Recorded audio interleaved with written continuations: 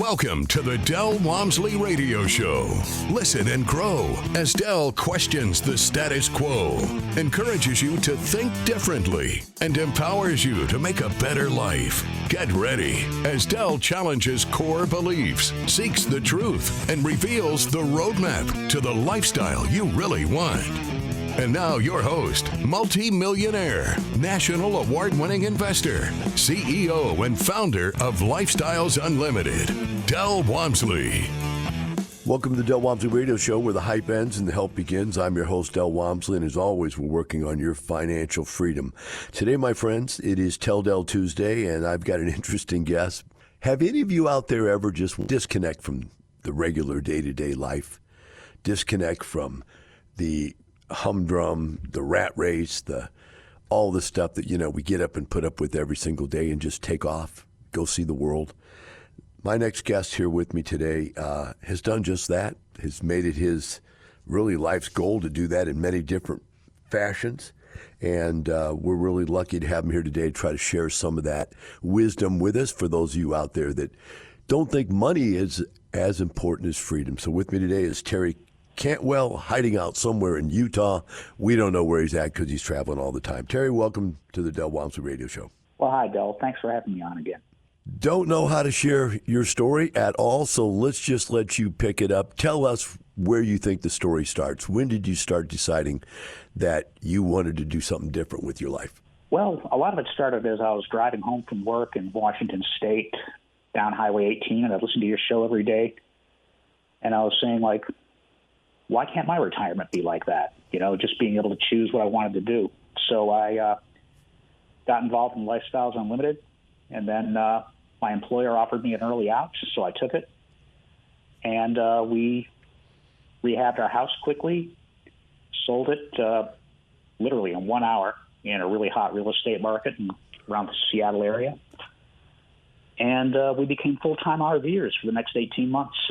And it was incredible. We'd try to spend about a month in each place, sometimes a little more, but we traveled kind of south to north and moving a little bit east each time for a while.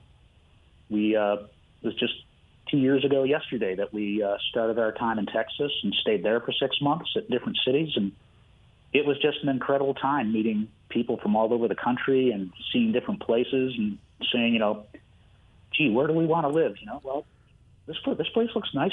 This could work. And then we say, well, let's go check out. Go check out Florida. Let's check out Houston. Or let's check out San Antonio. It's really been a wonderful time.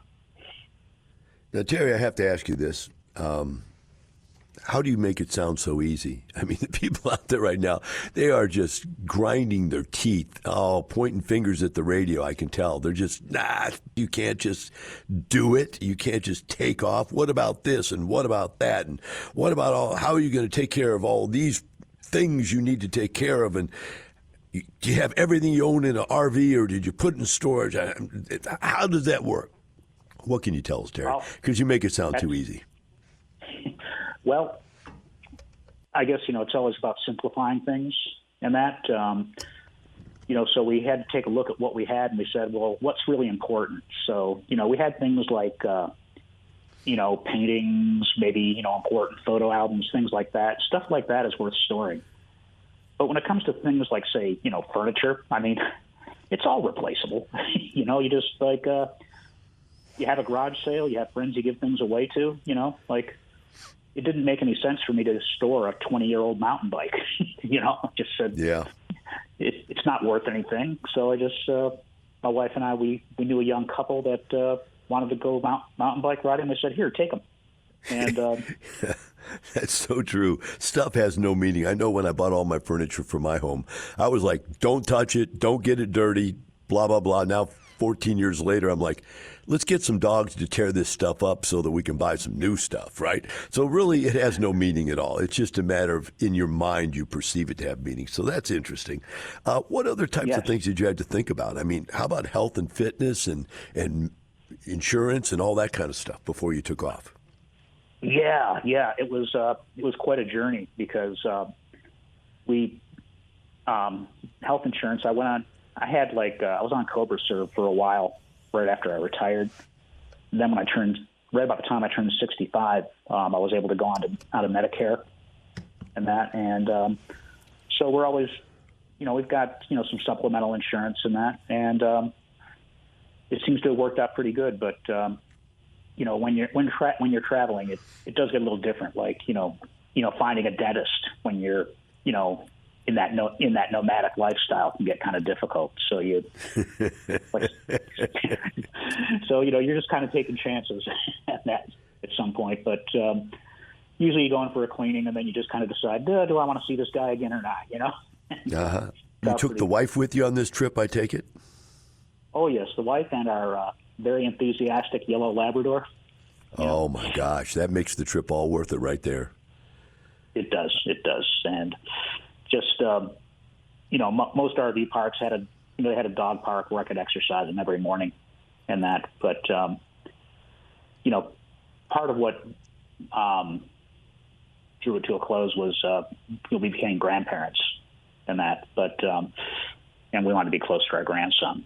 But for the RVing, it was just it was so much fun to see all these different places. I even hung around San Antonio, and I went on site with Dave Fisher on some single families, and just got to hang around and work a bit on the sites and learn a lot about how he approaches things. And that was pretty enjoyable. What I want to know is, when you're out there on the road, and this is for me, this isn't even for the radio audience, this is for me. You're out there on the road. What do these people talk about when they're out living on wheels? I mean, what is that group of people in our society doing, thinking? Oh, my goodness. Well, a lot of them are just, they're just enjoying being in different places and that, and seeing different things and all. And that's really kind of the beauty of it. RVing, it gets way more complicated if the temperature goes below 32 Fahrenheit. And so you tend to follow the warmer weather. And so you're not carrying winter clothes also. But, a lot of people, they'll talk about what they did for a living, things like that. And especially in RV life at the park, you see the full spectrum of society. That you meet the multimillionaire with his Class A RV, and it's a big bus, and he's usually towing a Jeep behind it, and that, and he's just living a wonderful life. And then you could also be hanging out with a guy that he's kind of they're at the lower end of the income bracket, so in some ways they're almost kind of stuck in the RV park and that. But you've got that and everything in between. You got people out on weekends just, traveling a little bit. And a lot of people there might be oil and gas workers, or, they kind of follow where the work is. So they'll move from place to place. Transient workers, they're still working, but they're transient. What do you think you learned, Terry, from this experience? Is there something, everything I go through in life teaches me something. I've not gone on that journey that you've gone on. What did you learn from that journey that can share with us, the rest of us out here that are getting up every day and going to work and driving a car and sitting in traffic and getting there and going to the cubicle and, every single day, back and forth, come home, the dog loves you. That's your most exciting part of the day is when the dog jumps on you. I know that it's mine, but boom. What can we learn from what you did? Or what did you learn from what you did? I guess is a better way to say it. Well, I think the most valuable thing we have is our health, and to really make a focus on that. Because without that, you've really got nothing, and just to learn how to listen to people and that, hear their story and what they're up to, and that. But I think the most important thing is to be happy. All right, now I'm going to ask you the secret question that all men out there listening to this radio show want to know.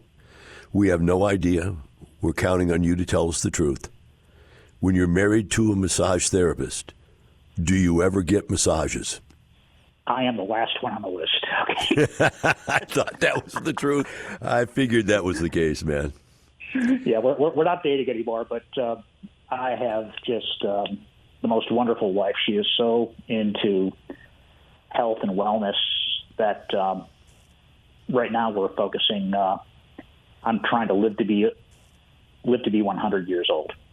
That's a neat goal. And, yeah, well, there's places, little isolated spots around the world where they call them blue zones, where they have a higher concentration of people that live to be over 100.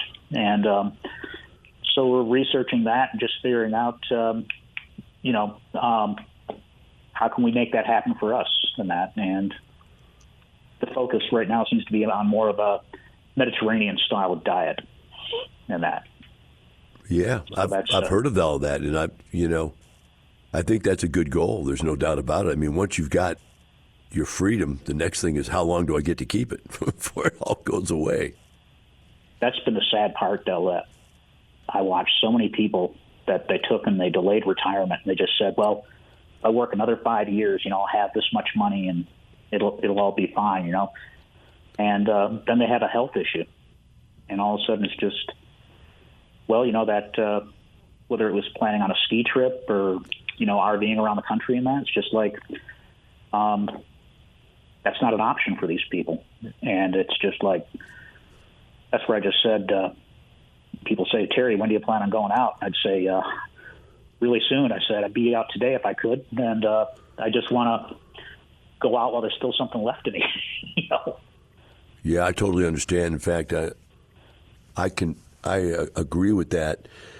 I retired at 34 years of age, and I was so happy because I got all these years, 30 plus, 35 years, to mess around while I could still walk, while I was still healthy. Now that I'm almost 70 years old, Terry, everything hurts. I can't maintain the muscle mass. I don't have the health and fitness. So, yeah, you're right. Health is everything. We're going to take a short break. Be right back with Terry Cantwell and the Del Walmsley Radio Show.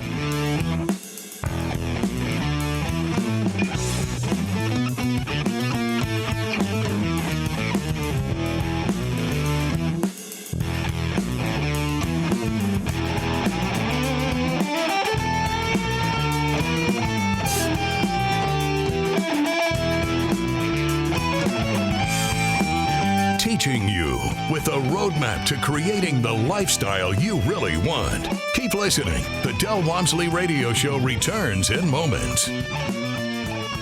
Del Walmsley on the economy and politics. What happens if the economy turns around and goes back down now the Democrats are in power, or inflation becomes rampant and all of a sudden it becomes very difficult to do business? I was listening to an economist the other day, and he pulled out this chart of GDP. He said, look, here's what I want you to do. He said, tell me anywhere from 1950 to 2021 where the Democrats took power and where the Republicans took power. He said, point it out for me. And the truth of the matter is you can't tell. If you're sitting on the sidelines waiting to see what the politicians are going to do, or waiting to see what the economy's going to do, if you're trying to predict the future, stop. Politicians and the economy have no bearing on your success or failure. Only you do. Register for the next live online free workshop. We'll unfold the map to retirement in 5 years or less, regardless of what's going on in the world. It's the same proven strategies we've been using for 30 years, through every political party and economic cycle you can think of. Register at lifestylesunlimitedworkshop.com. You're hearing the Del Walmsley Radio Show. Want more life-changing knowledge? Access our podcast and listen on demand at lifestylesunlimited.com under the radio tab. Now your host, Del Walmsley. Welcome back to the Del Walmsley Radio Show. With me here today on Tell Del Tuesday is Terry Cantwell out of somewhere hidden out in Utah, visiting, camped out next to some grandkids somewhere. Terry, as we went to break, I wanted to come back to the real estate part of it now, and that is, let's talk about your plan, the investment strategies that you worked with from the beginning. And the types of things I'm asking about now are, how did you want to diversify? Was it over locations, over leads, over over types of deals? What was your diversification strategies? What was your investment strategy? How much did you want to put in each deal? There's a lot. Let's just get into how you figured you would do this. And by the way, Let's start with this question. Did you even have a plan, or did you just start buying stuff? Ooh, boy. It's kind of all the above. I looked at how much money I had and the likelihood of getting into a deal, and it seemed that a lot of deals, that with the more established leads, they like $100,000, per deal. And my strategy was to, if you're in passive real estate and multifamily, I guess there's diversification in that window, and so you might go from the large deals that have like 250 doors in one deal, and then there's other ones that have like say maybe 50 or maybe 50 doors in a deal. And so right now I've got deals in I'm probably in a total of about 9 deals, and I've got investments in Texas, Mississippi, Florida, Georgia, and Utah, all different states and all different sizes. So geographically, you're diversified. Yes. How about types of deals? Value play compared to yield play? Well, most of them I'd say would qualify as hybrids in that, but I think really having a good mix. Yeah, I had one deal that was essentially brand new, and I just looked very recent property, and I've got another one in Mississippi that's been a more of a value play, and that's performing very well with a aspiring young lead. That was his first deal. In fact, I even met him on a job site with Dave Fisher. We went out to lunch, and all of a sudden I realized, he told me, "Yeah, I'm an aspiring lead," and young guy, and I just said, like, I can't go wrong investing with this guy. It was really nice just to work with a guy, and we were pulling wires and working on stuff together, and I just said, like, this is the guy I go with, and I'd say let's see, we got really that they all tend to be in urban areas, though, with a lot of places to work. Let's talk about, did you prefer making your decision on the deal based on the deal or on the lead? And we call that the horse or the jockey. Which one was more important to you? I would say definitely the lead is the most important thing, because they're gonna know what to buy, where the potential is, things like that. And because even like the greatest property that's mismanaged, it's not going to make money. So, I'd say, the lead is very important. So try to get a feel for the person. I mean, listen to the presentation, when they had a seminar about the property and that, and also just look at their other deals and that, see how those have performed. That's really so important in that. But we're coming in on a pretty interesting time here with all the opportunities that are going to be coming up. So let's talk about, as you bought into these things, did any of them start flipping on you? I thought that's always a fun one when I talk to people that are living off the passive income, and all of a sudden somebody calls you up or actually sends you an email and says, "Hey, by the way, we've got an offer. We're going to sell this thing." Did you have any of those turn on you like that, and you lost your investment? I've had, I had one sell, and another one's in the process of selling. The first one that sold about a year ago did quite well, actually, after the sale. I mean, because it was one of those deals with a great lead, we had a great history and that, and but for some reason this deal just never worked, and I even just sent him an email and said, we talk about it, and there he was. He called me up, and we spoke on the phone for about 10 or 15 minutes, and I just said, "Gee, everything on this deal just seemed like it should have worked. I don't understand really why it never happened." He said he had trouble staffing it was really the big problem, and that just getting qualified people to work the property, because it was like 250 units, and but we still sold it, and I'd say that total return, including distributions and the capital gain, I got about 72% more than my initial investment. So that's not bad for one that was just a base hit, huh? yeah, and it was, we're talking only 2 years later, I really got a good return on my money on that one. Yeah, I do have one that didn't do so well. Do you want to talk about that, or? Yeah, we can touch base on that because people have got to know that there's stuff. Remember this stuff is not guaranteed, and we teach people how to do it right. We teach them what to do, when to do it, but as you remember, if you took the 2-day seminar, we ask you to go to the back of the book and write this in the back of the book is, I will not do what Del said to do. Many people, they come back to me, well, what happened? I go, I'll tell you what happened. Go to the back of the book. Okay, remember what I told you? You wouldn't do what I said? And then we go in there, we look at the details, and boom, there's the blatant detail right there they forgot, or 2 or 3 or 5 sometimes. So go ahead. Sure.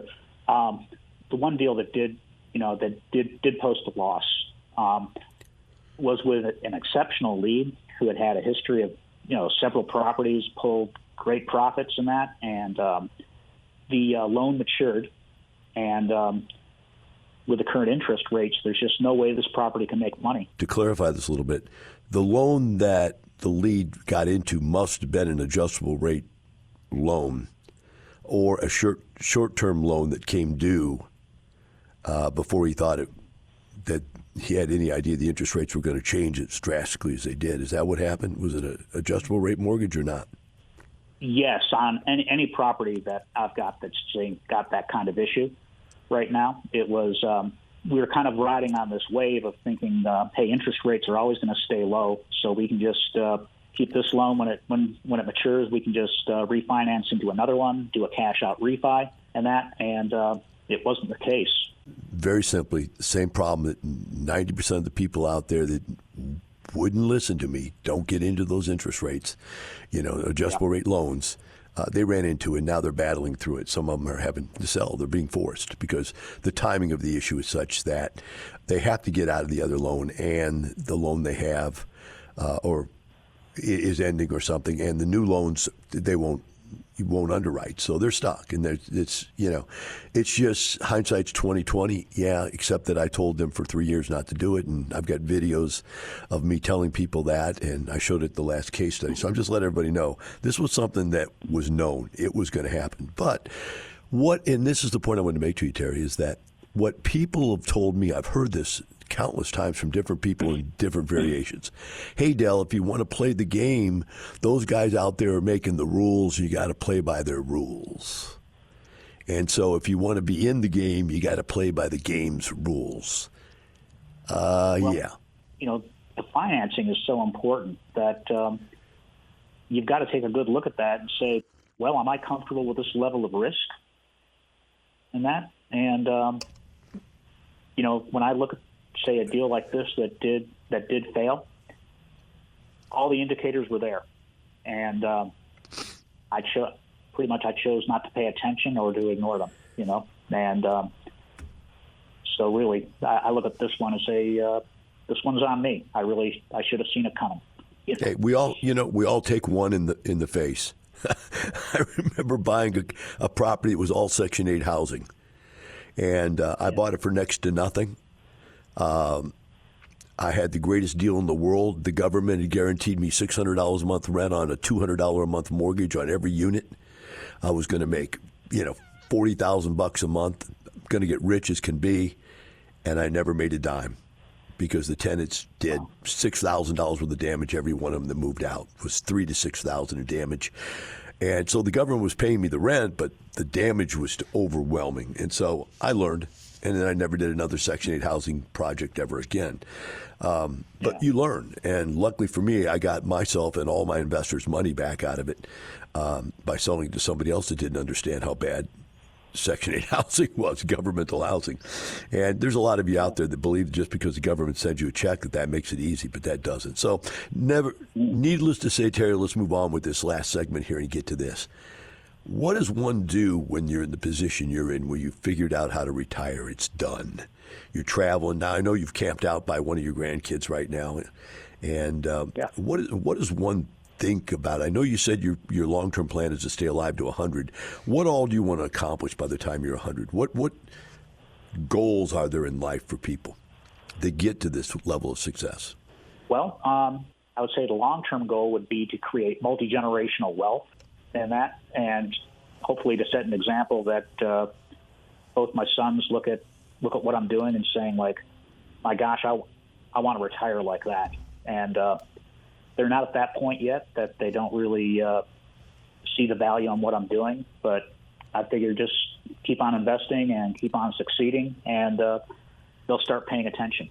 But more of a short-term goal is I've been recently I rode my motorcycle along the Mid-Atlantic backcountry discovery route with an old friend, and that was just a fun time of going out and playing. And we started at the south border of the state of Virginia, and we finished at the north border of Pennsylvania several days later. It was all mainly unpaved roads through just, some beautiful forest land and remote areas and that. And there's a whole lot of these backcountry discovery routes in the Mountain West, and my goal is to ride every one of them.